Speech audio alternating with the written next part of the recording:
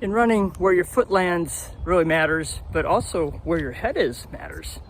Hey there, Dr. Trent Corey, physical therapist, and today I just want to talk about the positioning of your head, how that's very important.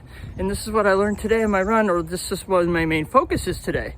Because I have a hat on, I also have my glasses. That actually does create weight on your head.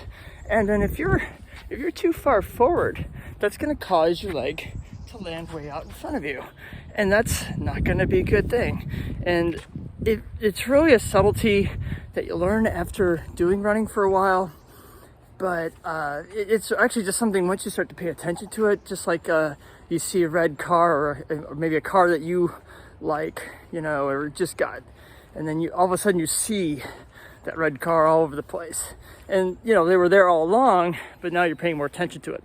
Same thing with like your head position.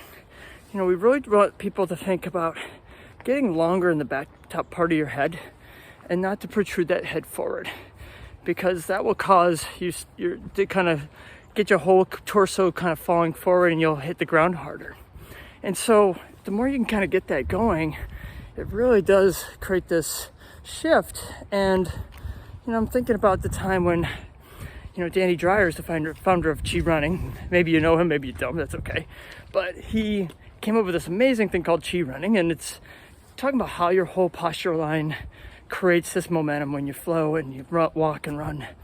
And really, it's amazing how we were on a guided run with him. We were on a trail. It's like a group ChiRunning class, and we were running through the hills of Forest Park in Portland. And we're running in a line, and what we had chance to do is take turns to get right behind, or actually get right in front of Danny, and he would shout out what he was thinking about. Like, hey, I'm looking at this tree root here, I'm jumping over that, I'm falling forward, I'm picking up my feet, all these different focuses. But the one common thing that was heard by most of the other runners was, I'm gonna nod my chin, I'm gonna nod my chin. And what that does, as you nod your chin down, it lengthens the back, and it creates this line from your ear down through your hip and ankle, and it creates this nice forward line. And so, a lot of people aren't focusing on that as much. They think about where their foot's landing, but really, the foot landing is the byproduct of all the other things.